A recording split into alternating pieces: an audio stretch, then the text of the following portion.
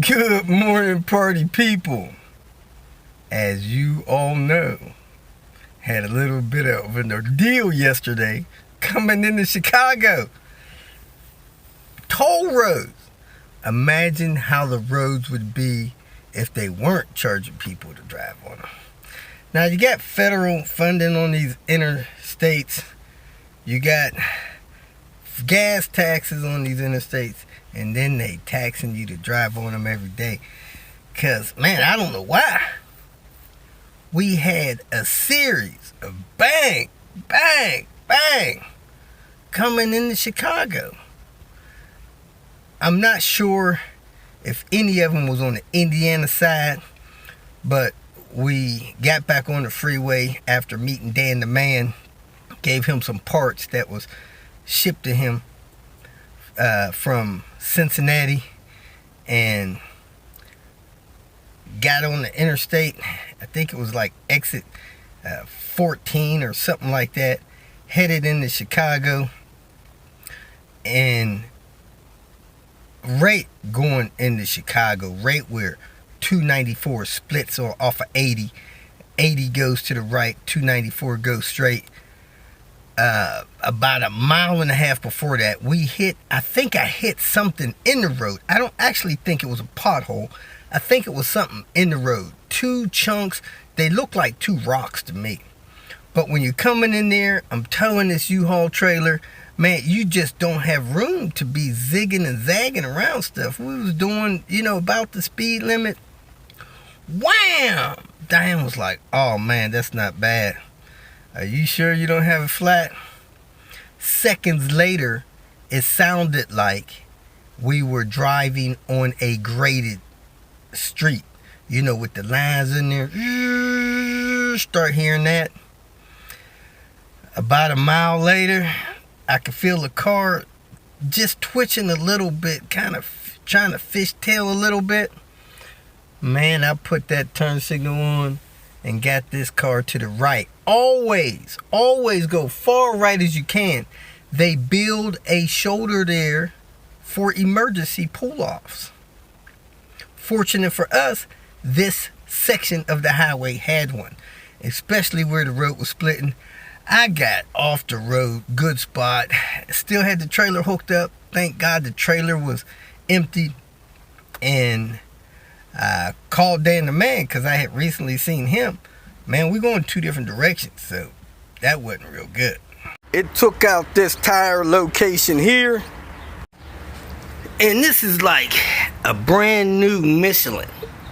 I don't know if that's where the flat actually happened, but man, something went right through the tire there, and doesn't look like we did any damage to the rim, because the paint would be off the rim.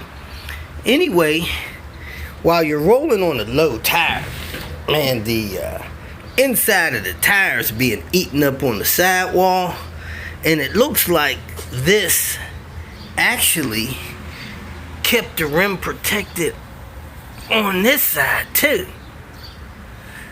So thank God I had good tire on there, and this is thicker than I thought it was.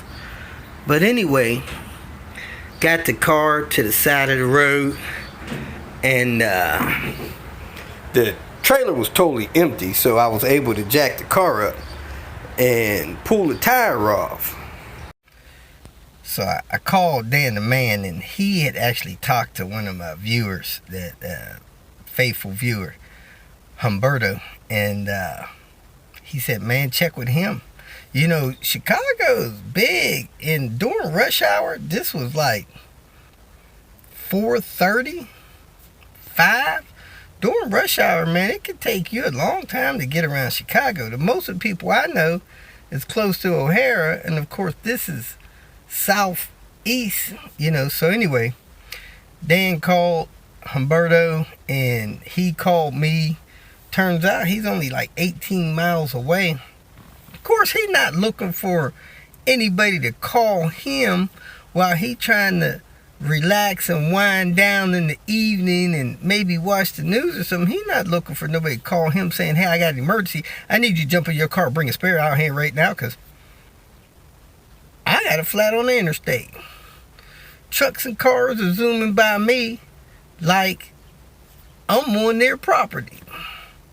Why do people? Now, I carry a hazard triangle, kind of like a cone. I pulled the car over as far as I felt was safe. Don't want to drive up against the wall. Got to leave a little room to move over that side of the car. I got a whole car length in between me and the highway line. I take my triangle, I walk it back about 100 yards because I'm in like a little curve. Nobody's supposed to be driving on the shoulder anyway, but I'm in a kind of a curve. So I walk back about 100 yards, drop the cone. Man, this cone is staying up. Diane's amazed. She's like, how's that thing staying up with all these cars going by? Anyway, call him. He's willing to come help. Now, he's got an iPhone. He don't have an Android. I drop a pin, send him my location. His phone is fighting it. Why can't you guys between Apple and Android get along? Why y'all make it hard for the man to come to my pin drop? So he's trying to download Google Maps and do this, do that. This is not his gig, man. He's more mature than me, but he's trying to help. So he's wrestling with this app. So I'm wondering where he is. An hour goes by. He's still trying to leave the house. So I figure out that he's trying to get here, but his phone is wrestling with him. He's trying to figure this technology out. So I'm a quarter of a mile from the last on-ramp, and right before that on-ramp, there's a garage of some sort. It's closed now. Now it's 6. It's 5:35 or something. So I give him that address. I tell him when he get there to get on 80 West, and then as soon as he get on the highway, he'll see my cone, and then he'll see my U-Haul, and he'll see my car. I already had the tire off, everything out of the way of the car. So when he showed up with a spare, all I had to do was throw that thing on there jiggy, man. You know, I left my spare. I don't know how they're selling brand new cars with a can of Fix-A-Flat. No spares. Anyway, if I'd have had my spare, would have been a 15-minute ordeal. I took my spare out of the car. Last time I took Queen Bee on the road, did all this work on Panther. Man, I started to check for that spare before I left Albuquerque, and I meant to throw my Cincinnati spare in the car. Didn't do it. Well, I wasn't even sure I didn't have one, so I checked. Didn't have one. Pulled all the stuff out of the car, threw all the stuff in the trailer that I had to move to get, have 2 jacks, all the tools to change the tire, just didn't have a tire. So anyway, Humberto brought me a spare. I had a beautiful gold 960. Man, I seen that thing pull up. Another beautiful sight. Threw that tire on there, man. I got off of that highway. Now, Diane had an experience as a teenager. Her and some of her family and friends were gone somewhere, her brothers and sisters and friends from the neighborhood. They had gone fishing or something. They were on their way back, got a flat on the interstate. They were driving super slow on the shoulder, and an 18-wheeler driver rear-ended them, messed them up, you know. They got paid. Not as much as they should have, but they got paid. And so Diane don't like being on the interstate, man, with no flat tire. She gets nervous about that real quick. She was not comfortable. She said, man, you not bringing the spare. You turned a 5-minute ordeal into a 2-hour, trauma session, stress session. So, get a spare. I don't care how new your tires are. And then, man, we hadn't had a flat tire on the road a couple 100,000 miles, and that wasn't really flat. It was just low on air. Picked up a nail or something, started losing air. But anyway, this was a flat out blowout, so I'm real impressed on how stable the car still was with a blowout. Man, there are vehicles that get blowouts. They get thrown all over the road. I'm towing a trailer, and this car felt fully under control with that tire. You seen the way it looked. That tire is shredded off of the rim, So it's a part. So, makes a difference how your car is designed and how it handles and stuff like that, man. I mean, people keep talking about how all these cars are safe, man. They're not. I see them on the news all the time, hanging off of bridges, throwing kids out of the car into the bay, just all kind of stuff, man. You need a vehicle that has some kind of stability. And I mean, while we were sitting there, one of the state toll road ran vehicles pulled up behind me, took down my license plates, seen that transmission I set on the ground. He said, "You're not about to do it. Replace no transmission here on the side of the freeway." Or, yes, man, if I had to, I would, but that's not the case here. He said that somebody got a blowout, around the same way, around here somewhere on these roads. He said it took the fender off the car.